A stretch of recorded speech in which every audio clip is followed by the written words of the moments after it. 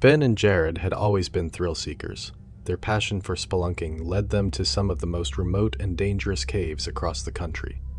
When they heard about the newly discovered cave in the mountains, rumored to be unexplored, they couldn't resist the call of the unknown.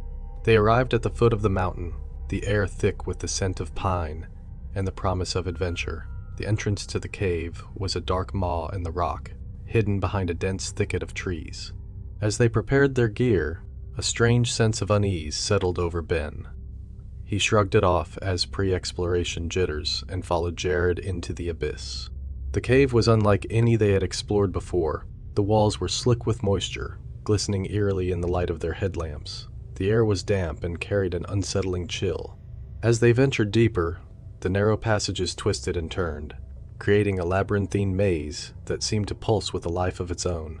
Hours passed, and they came upon a cavernous chamber. Their headlamps illuminated the space, revealing a disturbing sight. Scattered across the floor were the remnants of old gear, rusted and decayed. Ropes, carabiners, and helmets lay in disarray, as if hastily abandoned. "Looks like we're not the first ones here," Jared muttered, his voice echoing in the cavern. Ben picked up a tattered journal from the ground. The pages were damp and brittle, the ink smudged and faded. He could make out snippets of frantic writing, describing strange noises and shadowy figures that seemed to move in the darkness. "We should go back," Ben said, unease creeping into his voice. Jared shook his head. "We're this far in. Let's at least see what's ahead." Reluctantly, Ben agreed, and they pressed on. The air grew colder, and an oppressive silence enveloped them. Every step seemed to echo endlessly, and the feeling of being watched grew stronger. They reached another chamber, larger than the last. In the center stood a stone altar, crude and ancient, stained with dark, dried patches. The sight sent a chill down Ben's spine. Jared approached it, curiosity overriding his caution. "Look at this," Jared said, his voice barely above a whisper. He pointed to the walls, which were covered in strange, indecipherable carvings. The symbols seemed to writhe in the flickering light, almost alive. A low, guttural growl echoed through the chamber. They froze, hearts pounding as the sound grew louder, closer.